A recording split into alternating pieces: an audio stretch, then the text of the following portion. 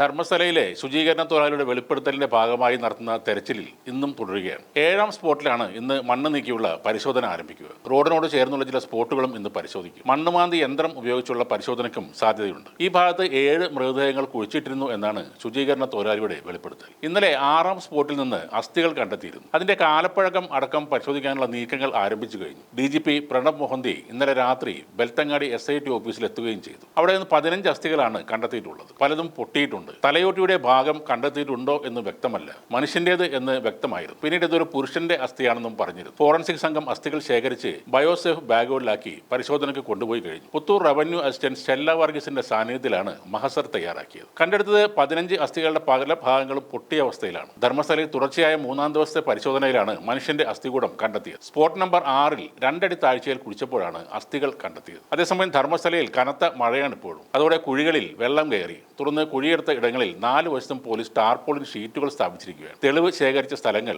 പൂർണ്ണമായി മൂടുകയും ചെയ്തു. 6ാമത്തെ കുഴിയിലെ പരിശോധന പൂർത്തിയായിട്ടുണ്ട്. വെളിപ്പെടുത്തൽ നടത്തിയ ശുചീകരണ തൊഴിലാളിക്കൊപ്പം മറ്റ് സാക്ഷികളുടെ കൂടി സാന്നിധ്യത്തിലാണ് മഹസർ നടപടികളെല്ലാം പൂർത്തിയാക്കിയത്. സാക്ഷി പറഞ്ഞത് അനുസരിച്ച് അന്വേഷണ സംഘം അതിരുകെട്ടി സുരക്ഷിതമാക്കിയ 8 പോയിന്റുകളാണ് ഇനി കുഴിച്ചു നോക്കാൻ ബാക്കിയുള്ളത്. അതിൽ 3 എണ്ണം കാടിന്റെ ഉള്ളിലാണ്. 4 പോയിന്റുകൾ നേത്രാവതി നദിയോട് ചേർന്നുള്ള ദേശീയ പാതയിലാണ്. മറ്റൊന്ന് നേത്രാവതി സ്നാനഘട്ടത്തിൽ നിന്ന് ആജുകുരിയിലേക്ക് പോകുന്ന ചെറിയ റോഡിലാണ്. കന്യാടി എന്നിടത്തെ സ്വകാര്യ ഭൂമിയിലും 2 പോയിന്റുകളുണ്ടെന്ന് ശുചീകരണ തൊഴിലാളി പറഞ്ഞെങ്കിലും അവിടെ പരിശോധിക്കാൻ SITക്ക് പ്രത്യേക അനുമതി വേണ്ടിവരും. ഓരോ പോയിന്റിലും സാക്ഷി ആവശ്യപ്പെടുന്നതിന് കൂടുതൽ ചുറ്റളവിലാണ് അന്വേഷണ സംഘം കുഴിച്ച് പരിശോധിക്കുന്നത്. ആദ്യം പറഞ്ഞ സ്പോട്ടുകളിൽ ഒന്നും കിട്ടിയില്ല എങ്കിലും SIT അന്വേഷണം തുടരുകയായിരുന്നു. ഇപ്പോൾ അസ്ഥികൾ കിട്ടിത്തുടങ്ങിയതോടെ അന്വേഷണ സംഘവും ആവേശത്തിലാണ്. കൂടുതൽ ശരീരങ്ങൾ അടക്കം ചെയ്തത് കാടിന്റെ ഉള്ളിലാണ്. അവിടെ JCBയോ മറ്റ് മണ്ണ് മാന്തുന്ന യന്ത്രങ്ങളോ ഉപയോഗിക്കാൻ കഴിയില്ല. എല്ലായിടത്തും കുഴിച്ചു നോക്കാൻ മാനുഷിക അധ്വാനം തന്നെ വേണ്ടിവരും. സാക്ഷിയായ ക്ഷേത്രത്തിലെ മുൻ ശുചീകരണ തൊഴിലാളിയുടെ സുരക്ഷയും ഏറെ ശ്രദ്ധിക്കേണ്ട ഒരു കാര്യമാണ്. ധർമ്മസ്ഥല എന്നത് ഒരു പ്രത്യേക